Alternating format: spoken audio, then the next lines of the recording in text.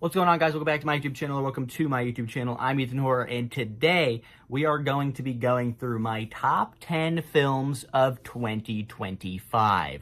Obviously, there was a lot of movies that came out in 2025, and I did just do a video ranking every horror movie I saw in 2025. So, some of those will line up here. Obviously, I love horror movies, so there's going to be quite a few horror movies on my top 10. So, I won't talk about those ones as much.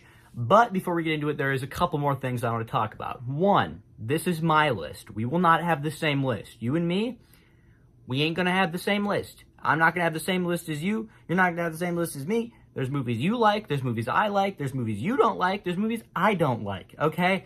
And two, I try to watch as many movies as I can. But I just cannot watch every single movie that comes out in a year. So, ones that you might be wondering if they're going to make the list. F1. I despise racing movies. Sorry, didn't give it a chance. Mission Impossible. I haven't seen any of the other. I've only seen the first one and Fallout, so I just didn't watch the new one.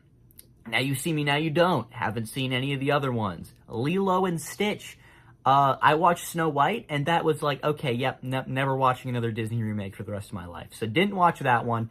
And there's many others. Like, I have tried to watch as many as I can, but obviously that's an impossibility to watch everything. But let's get into it.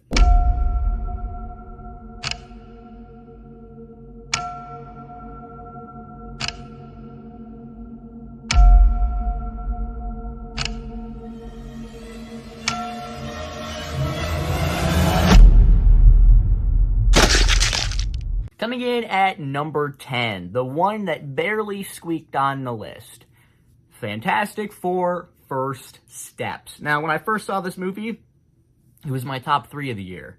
The second half of the year really came around. So, yeah, I still really like this movie. It is by far the best Fantastic Four movie of all time. Say that again? Like, it's like Fantastic Four 2015, the first two, and then this one's like all the way up. Like, it's the only good Fantastic Four movie we've ever gotten. So it's not very hard to be the best, but it's pretty hard to be a good MCU movie at this point, I'd say, and they managed to do it. It's a very good one. I really like Vanessa Kirby as Sue Storm. She's fantastic. She's the highlight of the movie. I loved her performance. And Julia Garner as the Silver Surfer. Both of them were fantastic and carried the movie for me. Pedro Pascal, decent. Didn't really love him as Mr. Fantastic. Joseph Quinn as Human Torch. He was pretty good as well. The Thing, I think they could have done a lot more with him. I felt like he kind of got sidelined for a majority of the film. But especially because how much everybody else gets to do, he just kind of feels like he's just there. So I don't know. I feel like he didn't get anything to do. I like that the whole like plot of this movie is just like the trolley problem. Like, would you rather sacrifice your baby to this demon god thing, or have it come and destroy your entire planet? And it's like, oh, well, that's okay. And, I mean, you know, obviously, they're gonna pick, let's not kill our baby, and then they're gonna destroy Galactus anyway, and that was my one big complaint, is it felt like Galactus wasn't a threat to them. Like, they were, like, it felt like they had so many plans on how to defeat him that it was like, okay, I guess the whole thing is, how are they gonna defeat him, not if they're gonna defeat him, because he pretty much seems like, despite being one of the most powerful characters in the comics, kind of seems like he is little to no threat to you guys. But, you know, just little nitpicks there. Like I said, this is definitely my favorite MCU movie of the year. And there was only 3, but it's by far my favorite. And it's going to come in at number 10. Number 9, this one shocked me. Ballerina. I love Ana de Armas. She's one of my favorite actresses. Let's see if she can do an action movie, because she's always more like the quieter, sweet character in movies. Let's see if she can be a badass, more like a John Wick type. And holy shit, she nails it. She nails it. Like, she is amazing in this movie. Like, the best part of the movie by far. Sure, she has a crap ton of plot armor in this, but all action movies do, so I'm not knocking that. And it's just a fun movie. Like, we don't get enough of just these types of action movies anymore. I feel like John Wick, the whole universe, is the only, like, big action franchise that we have now where it's just this guy kicking some butt. Like, I feel like we don't get enough of that anymore. Like, we had Die Hard, we had Rambo, like, movies like that. And I really like to see that, especially now when most movies that come out have to be super complex. And it's fun to just let loose and have fun with a movie. And that's what I had with Ballerina, so it did make my top 10. Number 8, we have my first horror movie on the list, and that is Drop. Now, I do not understand why people hate Drop. People hate Drop. I don't understand. I do not get it. I love this movie. Mainly because I adore Christopher Landon. He made Freaky, Happy Death Day, Paranormal Activity, the marked ones. Love all of those movies. Like, as far as I'm concerned, he has not missed yet. For all of those movies, I love them all. And I really like this movie because he is so good at implementing horror, comedy, and drama all into one movie. And in Freaky and Happy Death Day, you get, like, those one scene where it's like, oh, Tree talking with her dad, and oh, Millie talking with her mom. And it's like that one scene. That's what you get. That's what you get for the emotional part. This one, it feels like it's pretty well implemented throughout. You get a couple very good scenes with the characters talking to one another. You get some very good scenes of suspense in here. You get some very scary moments. You get some very funny moments.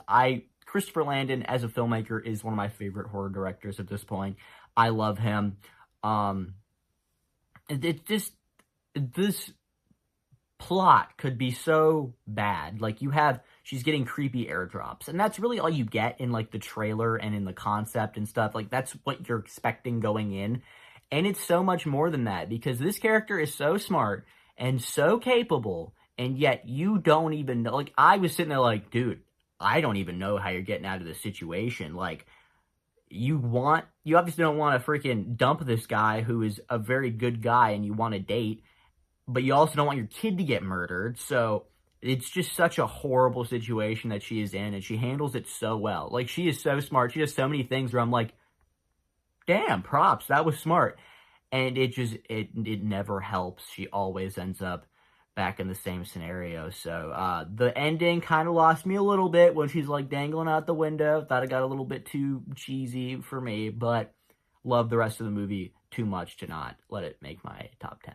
Number 7. Let's just get something out of the way. If you're on my top 10, you're a good movie. I gave every film in my top 10 4.5 or better, okay? This is a good movie. I'm just saying I enjoyed 6 movies of this year more. But it is a good movie. One battle after another. Now, I have seen some people on, like, Letterboxd and online being like, anyone who doesn't say this is the greatest movie that came out this year is an idiot. Call me an idiot then, because I don't think it's the best movie that came out this year. I thought it was a good one, and there's good performances. But it was not my favorite. It felt like some parts of it didn't move as much as I would have liked. There was very good performances. There's very good plot. I thought it was funny as hell. I liked one battle after another. I thought it was genuinely good. It's just the 6 movies I have above it, I personally enjoy more and would rather watch more or got something more out of. Like, I'm not saying this isn't a good movie because it's not in my top 5. It's a good movie. It's just not the best of the year. You know, I love it, and I expect it to get some Oscar love, and I will be there supporting it because it deserves some Oscar love. But when I watch 75 movies in a year, and it comes out at number 7 of 75, I don't think you can be upset at me.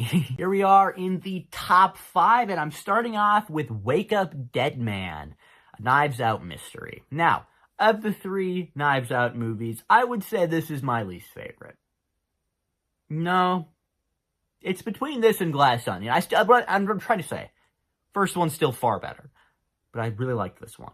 It is a fantastic third chapter in the Knives Out trilogy. The one big complaint. The only reason I wasn't able to justify putting it any higher, despite it being funny, despite it being intense, despite the performances being top-notch, despite the story absolutely hitting, I guessed the twist. And in a mystery movie, a murder mystery movie, you don't want them to be able to guess the killer. And I guessed it. I mean, I'll give it to you. You did make me second guess myself a few times throughout here. But by the time I got to the reveal, I was like, yeah, no, that's what I guessed. Yeah, I don't know. Like, that's what I guessed. And the only other complaint I really had was that the main character's, like, story and motivations felt very similar to Ana de Armas's in the original. Like, she's, like, kind of responsible, but, like, also not. And she's, like, blaming herself, but he's, like, yeah. It just felt very similar to that.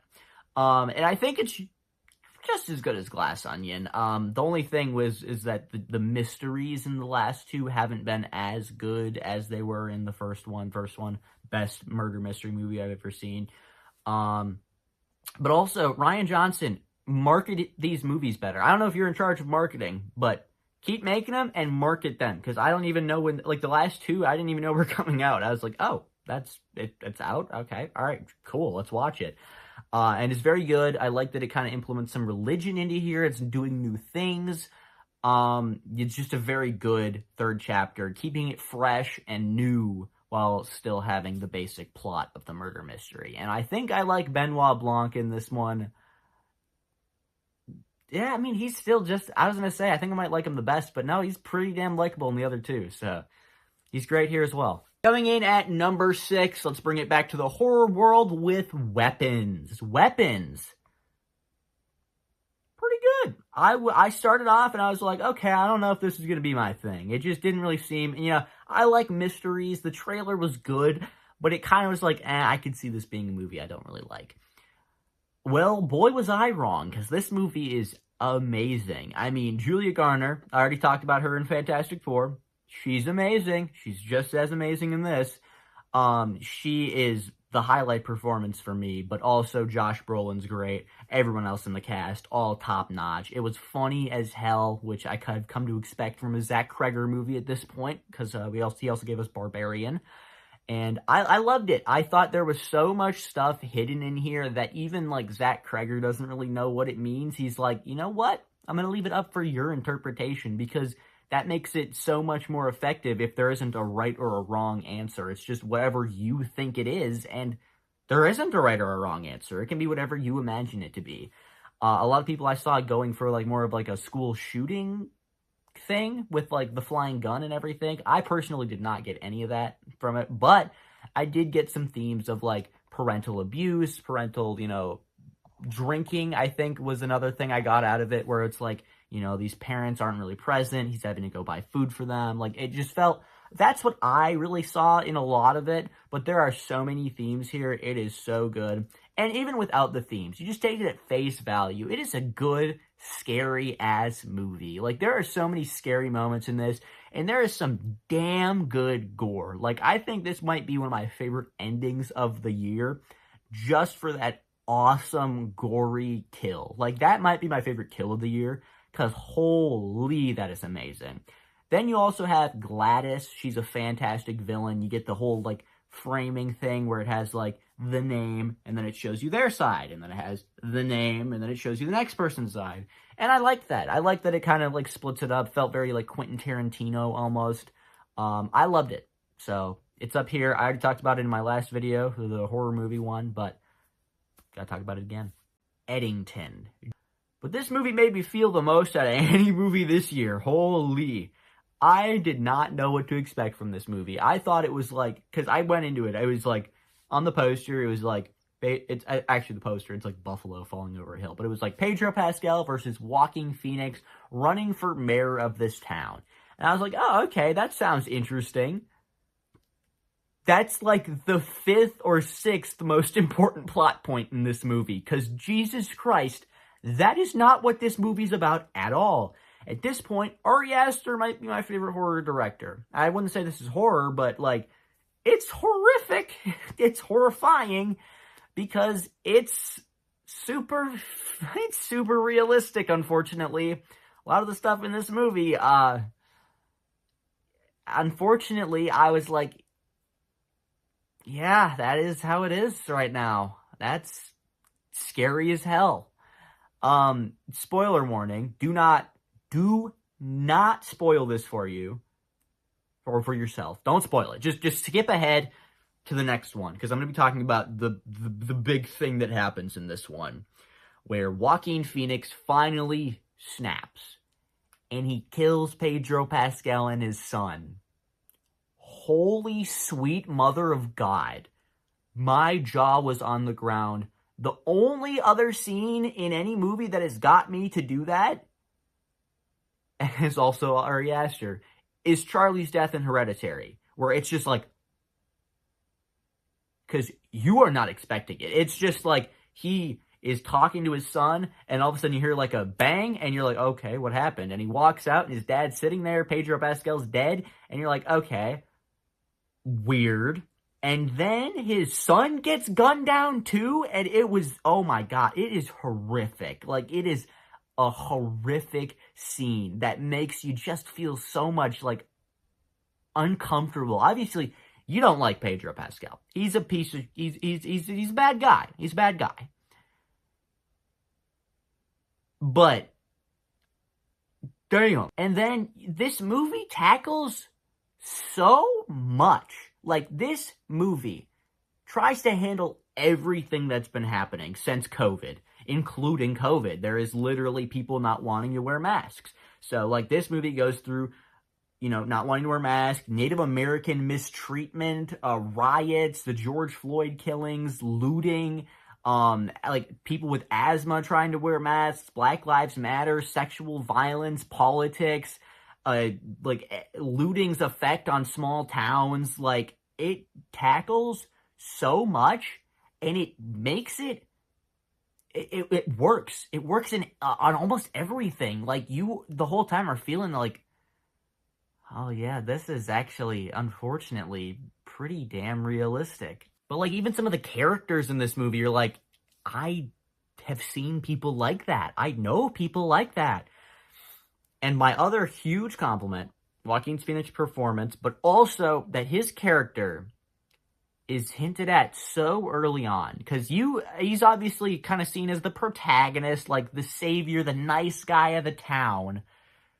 Until they give you a little hint on, you're like, I don't really know if I'm supposed to like this character or not. Like, he's obviously the protagonist, like the main character here, but I don't know if I like him that much. And you get this one little slip up when this kid hits his car and he drops the F slur. And that is all you need to be like, not supposed to like him. You're not supposed to like him. And you're not. You're not supposed to like the main character. You're supposed to see how this is not, you're not supposed to like him. And oh my, I forgot to freaking mention police brutality is like the main theme of the movie. I forgot to mention that in the themes, and he is a cop. And you see this, and you see like cop influence and how he's able to cover up the fact that he killed a husband, or the father and son, and even blame it on one of his other officers who happens to be black. So, yep, see, racism in there as well. It's so good. This movie, it is so amazing. All the performances are fantastic, even down to the minor roles. Emma Stone as the wife is such a minor character in this, but does so fantastic. Everybody in this movie is on their A game. And as far as making me feel something between this movie and the movie I'm just about to talk about, this one might have made me feel more bad because of how much real world stuff I see in this movie that is obviously like a crazy version of real life, but it just really makes you think. Coming in at number 3. Yeah, my top 3 all match up with my horror movie list. What can I say? I like horror movies, okay? So my top 3 of the year happen to be my top 3 horror movies of the year. Bite me. Okay, number 3, Sinners. Now, like I said in the last video, it was pretty close between Sinners and my number one, but it's not anymore. I think my number one is pulled away as my favorite of the year. Not to say this movie isn't fantastic. It's still 5 stars. Performances are amazing. I am pretty confident this one will get some Oscar noms. I am hoping Michael B. Jordan, maybe even Haley Steinfeld gets nominated. Ryan Coogler, if he doesn't get directed or get nominated for Best Director, then I'm not watching the Oscars because that's stupid. I'm sure it'll get nominated for Best Score, Best Songs, Best stuff like that. It's amazing. You know it's amazing. Honestly, you guys are probably thinking 2 is too low. Like, between this and One Battle After Another, they're the most common answer for best of the year because they're just one that I would say I personally enjoyed more. I love Sinners. I think it's an amazing movie. It might even be a better made movie than my number one. But I rate movies based on my personal enjoyment of them, what I get out of them. And I enjoyed my number one more. I don't know what to say. I did. So now my top 2 I've talked about so many times, like over 3 times at this point. My number 2 is The Ugly Stepsister. My top 3, I'm honestly not going to talk about as much because I already talked about them, obviously, and I've talked about them in previous videos, so you can go check those out if you want. I'm just going to be going over some of the same points. The Ugly Stepsister is the closest I've ever been to throwing up at a movie. Now, I did not, but I did gag at one of the scenes, and that is hard for me to do because any sort of gore and blood you can never get me with, but with a well-made disgusting scene, you can get me with it. And that tapeworm scene, but otherwise performances are fantastic. Honestly, I think they should be Oscar nominated, but the Oscars won't recognize this movie at anything. They won't recognize Best Director, Best Actors, Best anything, even though it deserves a lot of it, even Best Makeup. It's just such a good story. Obviously, it's Cinderella told through the perspective of the ugly stepsister, where she is trying to make herself beautiful so that she can be the one that gets the prince. And it is such a good tale of insecurity and not loving yourself enough, and especially because she is so influenced by her mom. There is multiple times in this where she even seems like maybe she doesn't want to do this. Maybe she's fine just being who she is and not getting the prince.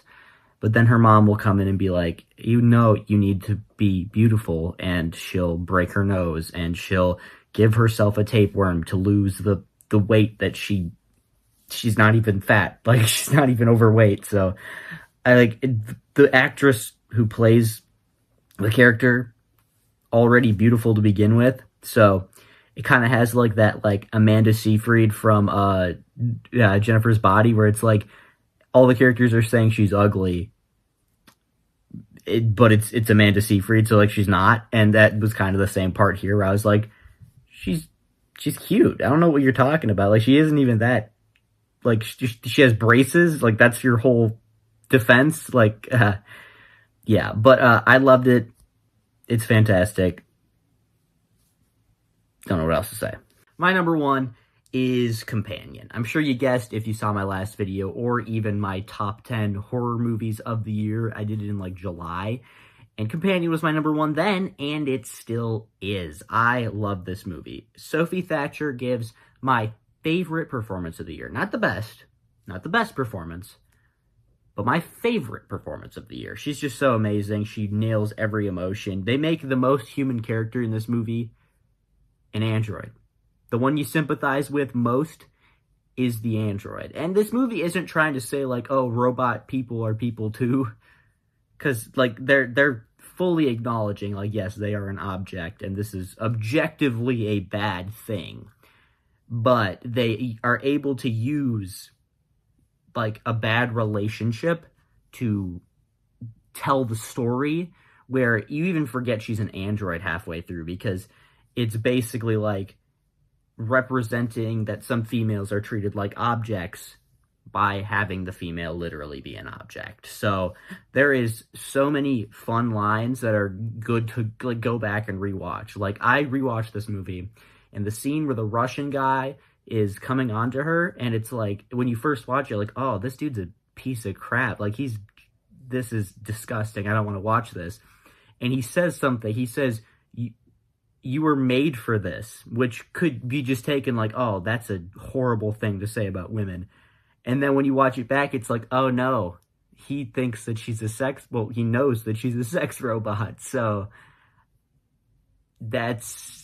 he wasn't completely wrong on that one, but it's still, it's meant for you to feel like that he is talking about a woman, and I think that was very effective. This movie's hilarious. As I said, Sophie Thatcher's great, Jack Quaid is great, all the other actors are great. Can't remember all their names off the top of my head. Got a lot of horror movie knowledge in here. Every actor's name and companion, not one of them, but like I said, the two leads are fantastic. And in a robot movie, you wouldn't expect the villain to be a human, but they do. Between this and Avatar, they make you care about the non-human characters more. So, I loved Companion. It was my favorite movie of the year. It was my favorite movie back in whenever it came out, and it never changed. It is still my favorite of the year. I'm sure it's not a common choice for the best of the year, but it's my choice. So, I mean, you can't argue with it. It was the one I liked the most. It's not going to be the one you like the most, and that's fine. And that's going to be it for today's video. If you did enjoy, make sure to like and subscribe. So anyone want to see more videos like it in the future, make sure to comment down below some more video ideas for me. Comment down below some of your own personal top 10 movies. Don't say how I'm wrong. My thoughts, feelings, opinions about these films. See you guys in the next video, which I think will be my horror movie collection. Then I think I'm going to do my ranking of every film that came out this year that I watched, which is going to take a while because it's like 75 movies. So it's it's a lot. It's going to take a little bit. It might even be out in February, so sorry if that is what happens. But my horror movie collection video is another huge one that I do every single year. So stay tuned for those. And now I'll see you guys next time.